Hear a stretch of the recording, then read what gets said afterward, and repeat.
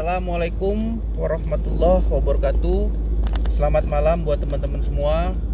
Hari ini Mbah Ilo hadir untuk membahas tentang yang viral di TikTok, di mana ada kemunculan ikan raksasa di sebuah yang dianggap sebagai danau Kalaka ya. Nanti Mbah Ilo akan menjelaskan di sini karena beliau akan menerawang sebenarnya ada kejadian mengerikan apa yang sudah menunggu di depan mata seperti itu. Ya Mbah Ilo, oke, kita akan coba komunikasi sama Mbah Ilo. Ya, selamat malam Mbah Ilo. Ya, selamat malam. Jadi apa yang Mbah Ilo rasakan atas viralnya video yang menunjukkan ada satu ekor ya atau 2 ekor ikan yang berukuran sebus gitu Mbah Ilo. Besar sekali lah intinya. Iya, sangat gede sekali itu ya maksudnya ya. Jadi di sini saya telah mendapatkan bisikan gaib, yaitu bahwasanya ikan itu adalah bukan ikan sembarangan. Iya. Nah, di sini saya mendapatkan pesan dari bisikan gaib. Di situ nanti bakal ada yaitu musibah. Oke. Jika ikan itu diganggu oleh manusia. Oke, jadi semestinya ikan itu nggak boleh diapa-apain namanya. Iya, karena di situ yang saya lihat bakalan ada bocah penduduk situ di bawah umur hilang misterius. Oke, berarti musibah yang Mbah Ilo terawang ya, Iya. adalah dimana akan terjadinya suatu hal yang menggegerkan warga seperti itu ya Mbah Ilo ya. Iya. Yaitu Itu bisa terjadi, yaitu anak-anak ya di bawah sekitar 10 tahunan ke bawah begitu. Oke. Hilang gitu Mbah Ilo.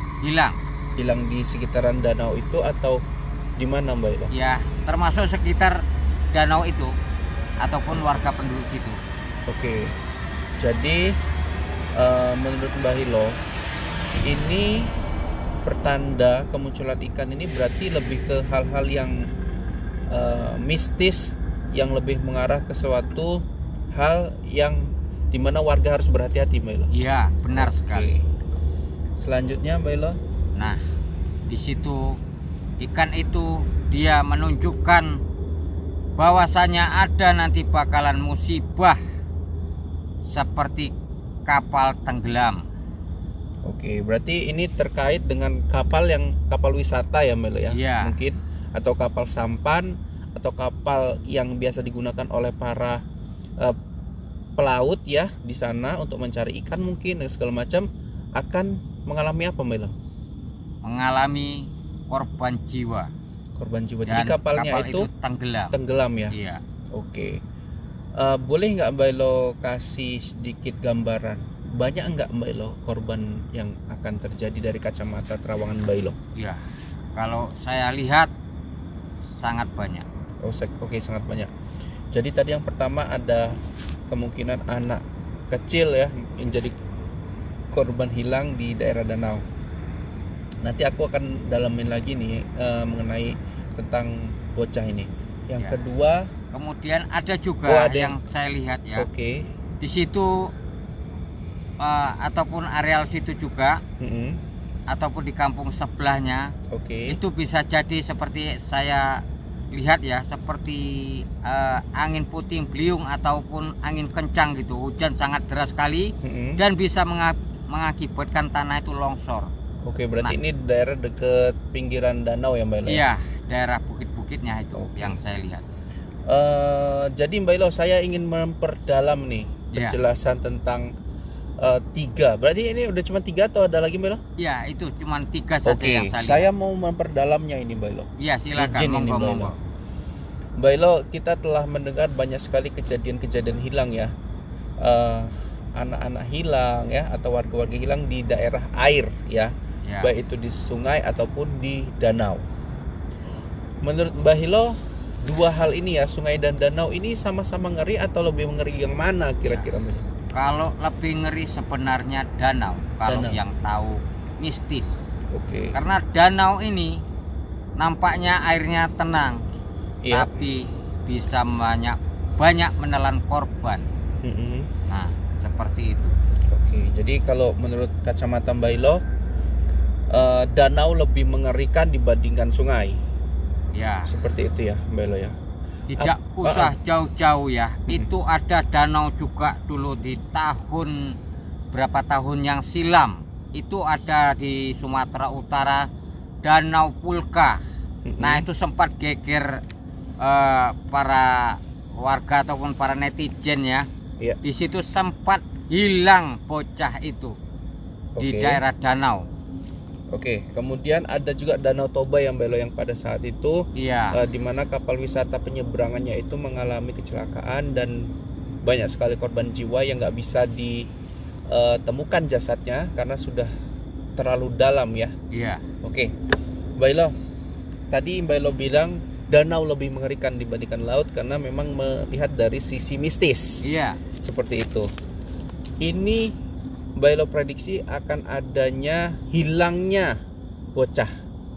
Untuk mengantisipasi kejadian itu apa sih Mbah Hilo?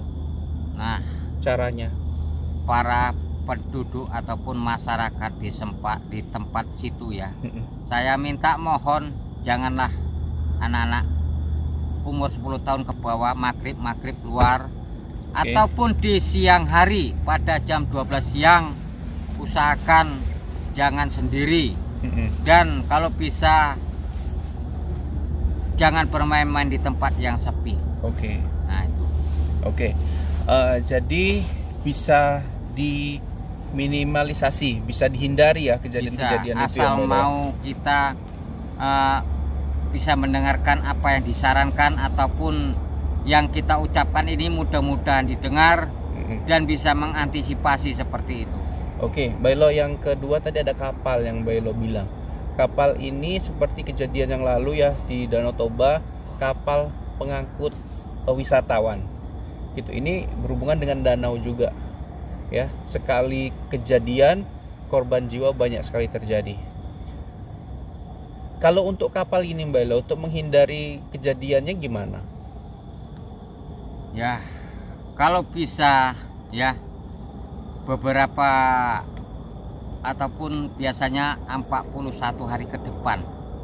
Kalau bisa pun ya, kalau tidak kepentingan sekali janganlah dulu berpergian gitu, ataupun para pelancong ataupun bagaimana yang berhubungan kita menyeberangi air gitu ya, ataupun kita menggunakan perahu ataupun seperti sampan ya. Kalau bisa tidak berkepentingan janganlah dulu.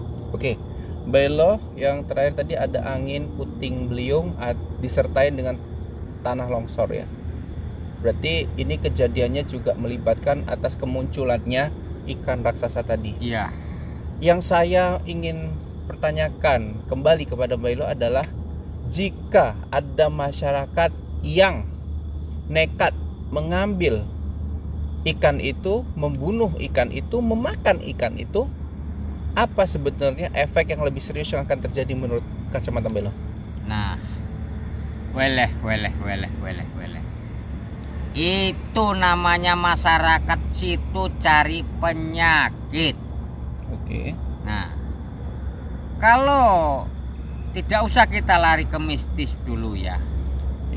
Yang selama ini ataupun bertahun-tahun selama ada danau itu, pernah enggak warga situ melihat ikan segede bus ataupun mungkin kalau bobotnya ya sampai ton gitu, satu ekor, bukan lagi ratusan kilo ya, sampai berton-ton gitu mungkin kalau ditimbang itu ikan itu beratnya.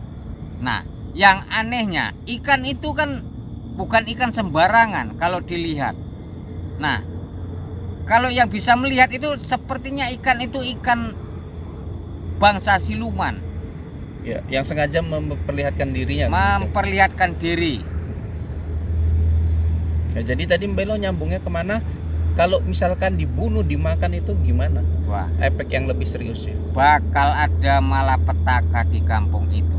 Yang lebih serius dari yang disebutkan tadi. Iya, itulah yang saya pandang atau melalui kodam saya ataupun pendamping saya yang mengatakan seperti itu. Oke, Mbak Elo, kita ada untuk memanggil roh ya, Mbak Elo, sesi untuk memanggil penunggu di danau tersebut. Kita nanti masuk ke part kedua ya teman-teman.